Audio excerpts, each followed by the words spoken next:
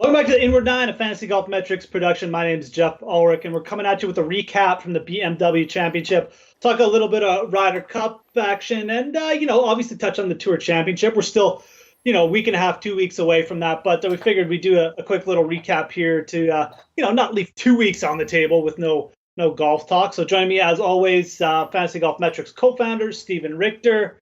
Watch any of the golf today, Steve? You get any of the rain delayed BMW champions? Feel like this tournament's been going on forever. Yeah, I had it on in the background at the office here and there, so I caught some stuff. Most notably when Tiger got it going. Right. He was 5 under on the day, so it was looking like he made a charge. I mean, he would have need to have probably gone. He would have had to have gone another 4 under from the time I started watching. So it was unlikely. But again, that's kind of what draws people to the Yeah. to the screen. So there it is. I mean, I made a vow not to even bother because I just didn't even know when it was starting, and then I saw a tweet the Tiger was in, and I'm like, oh man, maybe I should start paying attention to this. But yeah, it turned out he obviously didn't make it. But yeah, I mean, it was obviously the ending actually ended up being pretty interesting with Justin Rose semi blowing it at the end, missing a putt, and then Keegan Bradley coming back to win his first tournament in 6 years in the playoff. I don't know. I mean, we talked about this before the pod. I mean, we liked Keegan last week. Exactly. Yeah, we had some Keegan. I mean, he was up there for us. He wasn't like in the first class or anything, but Yeah, he was one of the guys up there. But Rose, obviously, you could say he blew it, but I mean, Keegan. I guess if you didn't watch, Keegan had like the choke of the century, or like an amateur style choke on 18. I mean, it was just I only said that because they had him up there after we went from 17, and he's got the lead, and the pro tracer on his drive makes it look like the ball was hit off the planet. So the tracer basically hits it over the tree's left. He's standing on 18T, one shot lead, and then he blocks out to the right, has a little kind of crappy putt, not even sniff the hole for par. So he kind of choked there. I mean, listen, yeah, I don't want to call it choking because it's not that bad. I mean, listen, it's hard to win a golf event, especially when you're in that position. And then Rose, goes out and has to par the last hole, and same thing. He just yeah. does good. I mean, he goes birdie birdie to get into that position, and then he bogeys the final hole, and then loses in the playoff. So I mean, it was interesting because he was in the fairway on 18, and then it just for whatever reason Yeah. couldn't put it on, and that was that, and Keegan got it done in the playoffs. So, listen, Rose obviously was a guy in pretty good form outside of the odd missed cut, but good form. He had won here before, so if you were playing that course history narrative, I know a lot of people were on, a lot of people in the one and done had him, if they were still left. So wasn't a surprise to see him there. A lot of the top names in the game, got it going. The last day or so, wet course, and then today they played lift clean in place. So a lot of low scores out there. Fleetwood, went low over the last 3 days. So I mean, it was a lot of fun, but yeah, I mean, it's kind of anticlimactic when you spend a day and a half of not knowing what's going on and you don't even get to really watch the finish. It's kind of like, all right, well, what's next? Yeah. Yeah, it's a thing. I hate it when they spill over into Monday, unless it's like a playoff and I know, the start time or something like that. But I mean, it's just kind of a shame because I mean, it's always one of the most interesting final rounds of the year because with the top 30 cutoff and stuff like that. So yeah, I'll just go through. I mean, the top five now going into the Tour Championship: Bryson, Justin Rose, Tony Finau, Dustin Johnson, Justin Thomas, and that's significant because any of those five guys win the Tour Championship, they automatically win the FedEx Cup. And then you got Keegan, Brooks, Bubba, Billy Horschel, Cameron Smith. Those guys in the top 10 also are going to be in pretty good shape. Like if they win, unless one of those really unless Bryson finishes in the top five or something or like top three, then they're still going to have a good chance of winning too. So again, it's a lot of shift, a lot of movement, but it's kind of a shame we didn't get to see it all in prime time, but whatever. Before we get any further, because we'll talk a little about Ryder Cup and next week, but a few things about the site coming out, because I mean, we're coming towards the end of the year. So, those one and dones are going to start again. At least some people who start in the fall season, they're going to start again pretty soon. Yeah, so we have it set. We're doing the final testing. It's going to go live within, before the end of this week. You can actually renew the league basically it'll renew it. It'll turn, the site will have 2018 and 2019, which will be labeled the new season. A couple other features just to make it easy for, league admins to kind of remove teams, add teams, make some edits. There's going to be a little better tracking. One of the biggest complaints, well, not really a complaint, but in any of the contests where you were kind of tracking a segment, if you wanted like the first quarter, second quarter, third quarter, or the majors, you had to kind of do it manually. So we're going to add the ability to track, different segments, things like that. We're going to make it so that it's not just the whole season. You can just pick if you want to just do it for the 4 majors. You can just select 4 majors and you can track. If you want to do it for a handful of events, you can pick. So just a couple updates. Nothing major, but just some functionality things that people requested. Obviously, we got through our first year. But yeah, like you said, I mean, it's wrapping up this week, and we had the an official kind of free roll for the year. And listen, I mean, we got over 100 people still kind of putting in this past week, which we had 600 to start. But listen, I know when there's no money invested and you're not doing well, people fall out. So the fact that there's even that many people still kind of in it, fighting for that last quarter, fighting for the prizes. I mean, we got a couple guys, really tight race at the top. First place got 11.3 million. And listen, we're giving away a lifetime subscription and $250. So it's gonna be really interesting.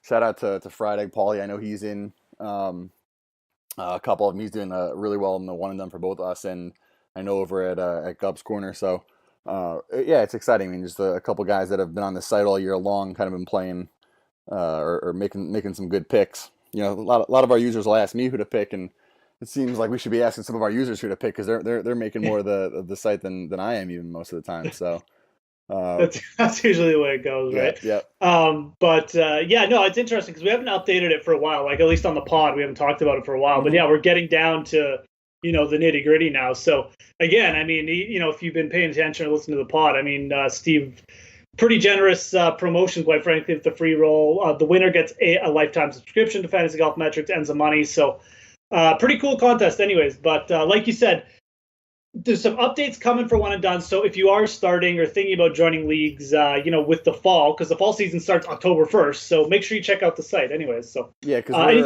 this was the first, it was the first time we had done it was towards the beginning of the calendar year. So we weren't in it last fall. You could always retroactive add those events, but this is the first time we'll be having it live for people that start those fall events. So we'll definitely put it out there this week for the people that do the full wraparound instead of just the calendar year. Yeah.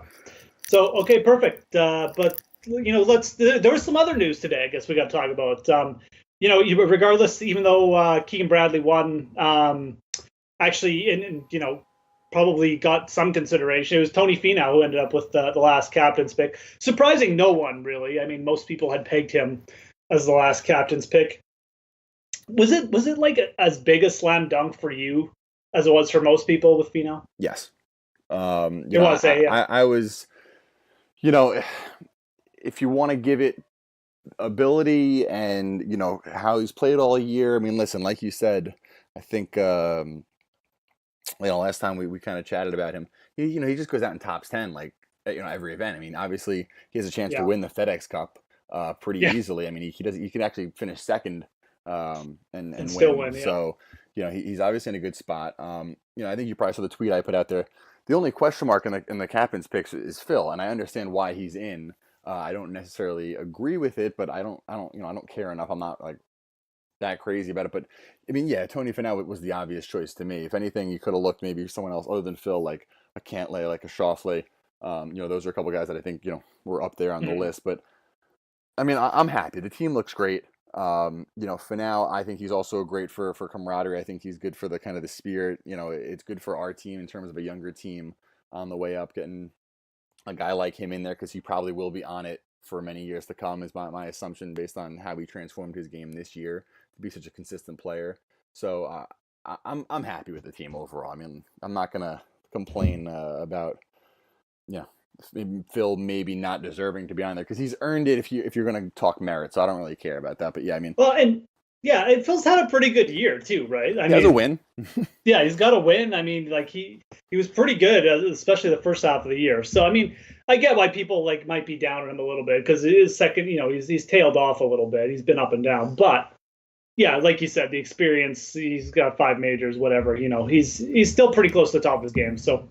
I don't know. With Finau's interesting. Like the thing that I think makes him just to me, I'm fine with it, is that none of these other guys really put up that much of a fight. Like I think there was a real good argument for Xander Schauffele, who also had a lot of top fives in majors this year, second at the Players too. But he was just a little bit more inconsistent. He just didn't really like. I know he had a pretty solid week here, but he just didn't quite do enough. So, and he doesn't have a win on the year either. The reason I come to Schauffele is the guy's got 2 wins, and like one of them is a Tour Championship, and Finau's only got a Puerto Rico Open win. So it is an argument, in my opinion, like a pretty legit one, even though I know Finau's probably had the better season this year. I don't know. Again, you can't really, I don't think there's really a wrong choice if you go with Finau or Schauffele, but. Well, that's the thing. I mean, I guess when you ask the question, is it a slam dunk? I mean, it wasn't so much necessarily a slam dunk as in, as it was, if I ranked them, I would have had Finau too. So I'm not going to say everything you said there is correct. I mean, listen, had they gone Schauffele, I just would have been surprised because I would have felt bad for Finau because I feel like he obviously really wants it. He really played well. He really kind of earned it. I just didn't think that Schauffele kind of playing well this week, should take that away from him. But I guess my point is, I'm surprised that everyone was like, it's got to be Finau. Like it's got people overlooking the fact that Schauffele won like one of the biggest events in the world already, and a guy like Kevin Kisner maybe has although Kisner's recent form probably just dropped him out of contention, but he has got a really good match play record, and I don't know. I just feel like it was like this big political campaign. It's like if you were even a little bit anti Tony Finau, you were like, you're gonna get your head chopped off. But that's just me. Again, I just playing devil's advocate. He's obviously a good choice. That's But anyways, it's gonna be an interesting week at the Ryder Cup. I mean, it was a little bit. When the year started out, I was like, oh, this should be a good spot for a Europe rebound. I don't know anymore. I kind of looking like it might be another American blowout. So what are your thoughts? Yeah, I mean, it's not like there's bad guys on the European team. I mean, listen, there's a record 6 guys competing in the Tour Championship that are on the European Ryder Cup team. So but it does look like the American team, and the way that most of the Americans are playing right now, it's going to be a tough task, I think. I mean, listen, they're in Paris, so there's something to be said for maybe the home soil, but yeah, I mean, it's just I think it's, I mean, what America, they're not minus, are they minus 200 or like 185 right now? Aren't they like in the... You know what? I'm going to look up the odds because the last time I looked up, the Americans were not as big a favorites as I thought they'd be. So let's just hit that up quickly before we talk about the Tour Championship. Yeah. Ryder Cup win up right. Yeah, USA. I mean, I got it in decimal odds, but they're only 1.72. So that's like, well, here they're minus 138 for you Americans. Oh, that's what I mean. Like they're not that big favorites, right? I mean, to me, that's a very bettable number, and I'll probably bet that maybe even tonight, actually. But to me, I just feel like the talent, it's just the upside. It's not even the talent; it's just the upside at the top is so much better for America, and in such better form. If you want to go that route, that I just can't take Europe as like a sneaky revenge pick anymore. Especially with some of the guys in the back end like Sergio and Stenson. I'm surprised both those guys made it onto the team. Are you? Yeah, I mean, listen, Sergio. Like over Rafa at this point. I mean, listen, you know how much we've loved Rafa. I mean, he's playing as well as any of them. So it's interesting because it's the same conversation I think a lot of people were having about Phil, but I think Phil has played better than Sergio this year, Absolutely. That's the thing. I'm a little less surprised with Stenson because outside of some injury, issues here and there, Stenson has played pretty well. One thing, the putter's been holding him back a little, but such an elite ball striker and a guy that's got a really strong record. I believe he's got a pretty good, heads up record. So yeah, it's hard for me to kind of get behind Sergio, but it's the same. It's like the same exact mindset that got Phil in, even if it seems worse. It's like, he's been there for so many years, and kind of just it is what it is. The thing is, I feel like Europe took Casey, Poulter, Sergio, and Stenson. Like there's no like going with like a Thomas Peters or like a Rafa as like a bit of a younger guy who can make some birdies. Who just won. Yeah, I mean, although that was after the choices. So no, of course, but I mean, like it goes to figure, like Yeah. Whatever their way their selection works. Obviously, I they, just feel like they're going very heavy on veterans, and maybe that works out for them. But with the like even Casey's been in a bit like shoddy form. Like I just feel like this could actually be a blowout. Like I'm getting that feeling again. So that's just the way I am heading into it. And look, I'm a guy who usually tries to root for Europe because like I'm not American, right? Like I don't have like some patriotic allegiance, so I'm just like automatically going to root for America at every Ryder Cup.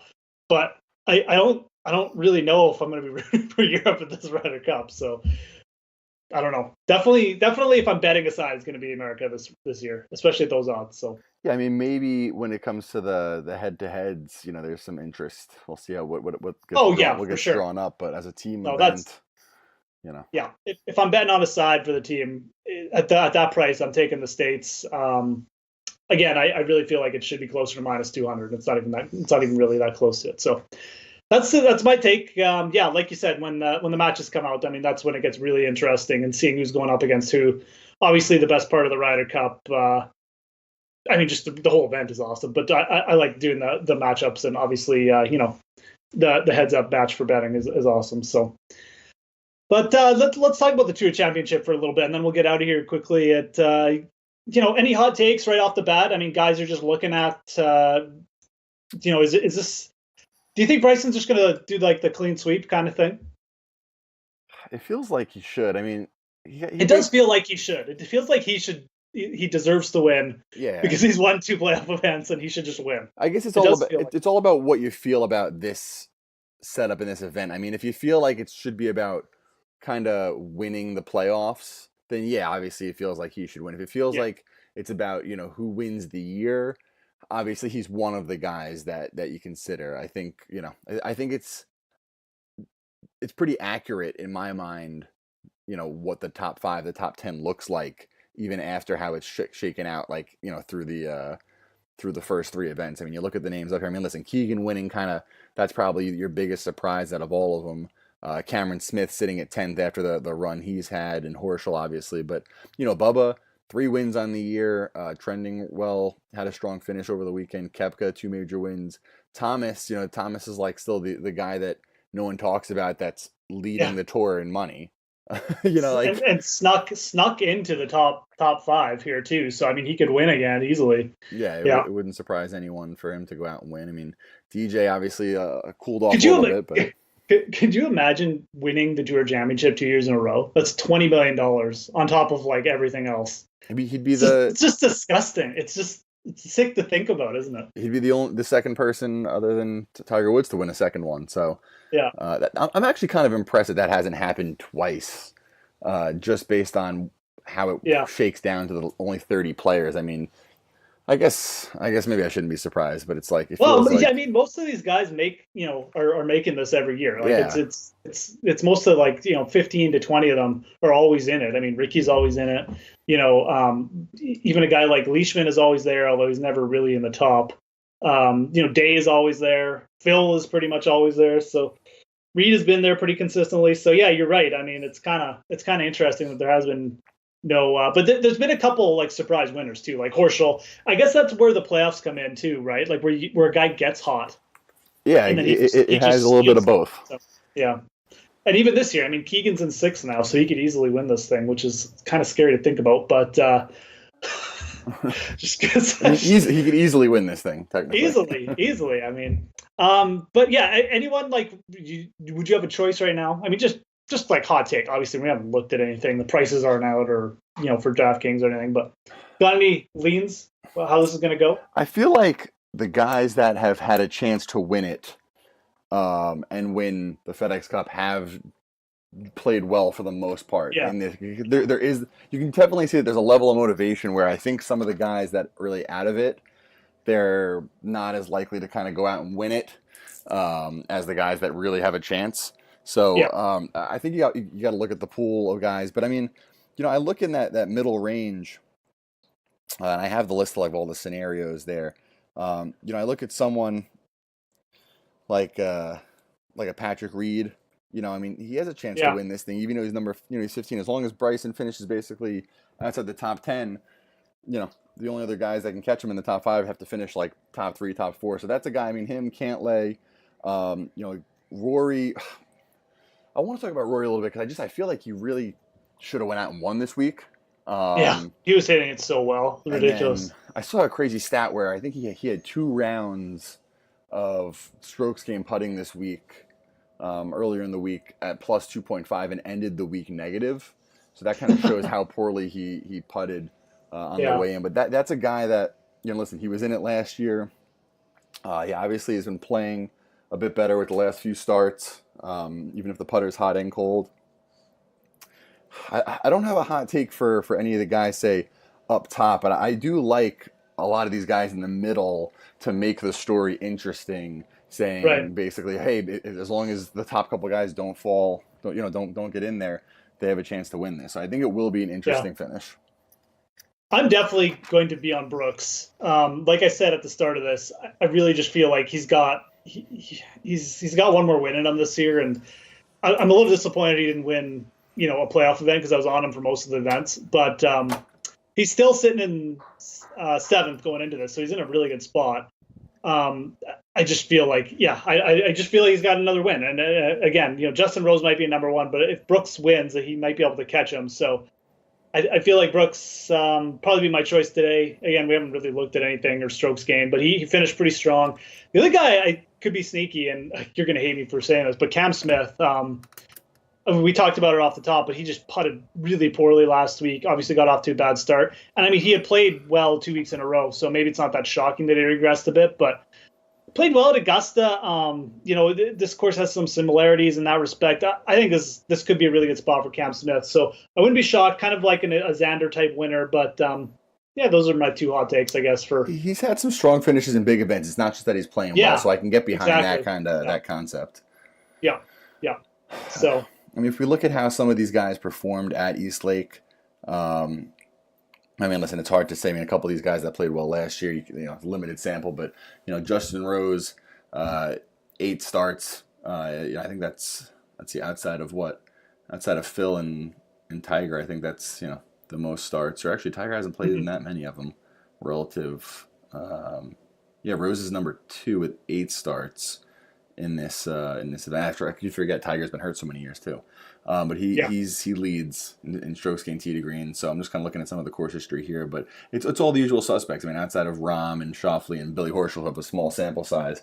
Rose, Woods, McIlroy, Thomas. These are guys. Casey. I mean, Casey, I'm not sure you can really get too interested in, especially after him withdrawing today. In a 30-man field, that's going to be tough to kind of go after him in any DFS format. But I mean, there's nothing. I'm not on anything too specific. I mean, it does switch over to Bermuda grass now, I believe. Right? I want to double that's check. interesting. Yeah. So it's always interesting to me when you feel like you have a good kind of grasp on how everything's going, but then you got to consider maybe how people are really going to putt here. So yeah, and the weather could factor in too, exactly like it did this week. So, I mean, we're a little ways out, so we obviously won't press it too much. But I mean, it's an interesting event. Obviously, the NFL's on Sundays and stuff now too. But I like watching this one personally. It's the rounds seem to you don't have to pay attention all day because there aren't like 150 people going either. So good. It's good Sunday viewing because I like the fact they're playing for like $10 million. It's just I don't know. I like it when people are playing for like humongous amounts of money. So it's it's a good viewing event. But I really liked last year how they I think it was last year they went back to having the final hole be a par 5. They swapped it back, I believe. Yeah, they did do something like that, didn't they? Oh no, because didn't it used to be a par 3? Yeah. That's right. They did switch. Yeah, I'll have to look into that. They made it a lot more interesting to me. You have to drive, you have to the approach because it's not the easiest drive off the tee, but once you get it off the tee, everything's in play. I mean, eagle's in play. It's not that hard once you're in decent shape. So it makes it a little more exciting to finish that way, I felt. Yeah, no, absolutely. Yeah, no, I felt that's good memory. Yeah, because I remember watching it and thinking, this is interesting because it's an interesting par 5. You have to get it's a hard up and down. It's not that hard to get it around the green, but it's kind of shaved fairway around it. It's not an easy up and down at all. So definitely a good call on that because East Lake was one of those quirky venues with a par 3 finishing hole before. So anyways, that's pretty much all we got for Tour Championship. I just wanted to throw something else out I missed. No, I mean, listen, we'll come back. We'll have a little more when the prices come out, and we'll dive in a little deeper. but just wanted to give a little recap on this week and then preview for next week. Obviously, we still have the promotion going for through the FedEx Cup. So through this weekend, next week, we've had a handful of people take advantage of the kind of like the 16-month yearly for only $109. So jump on board now. If you're going to start doing your one and done for the fall and you're going to want to start prepping, you might as well take advantage of what we're offering now because it goes through all of 2019. But other than that, we'll be back and just kind of excited to take the week off, I think, and then re-energize for the Tour Championship and the Ryder Cup. Yeah, absolutely. I mean, it's still a big couple weeks, and again, the season starts like 1st of October, like the fall season. So, like Steve said, I mean, you get 16 months if you get in on fantasygolfmetrics.com now. Again, it's what, $99, right, for the yearly for the offer is right now. Right now it's $109, and you're getting it. Sorry, $109. You're basically getting it from now until the end of 2019, which is 16 months. Yeah. So again, you're just not going to find a better deal than that. It's ridiculous. If you are planning on playing, DFS golf, one and done, any kind of fantasy golf, starting with the fall season, I would really recommend checking it out at the very least. So, but anyways, for me, I'm Jeff Aller, got the Fantasy Grind on Twitter, Steve at FG Metrics on Twitter. Have a good week off, I guess, and we'll talk to you again when the Tour Championship comes around. Take it easy. Okay.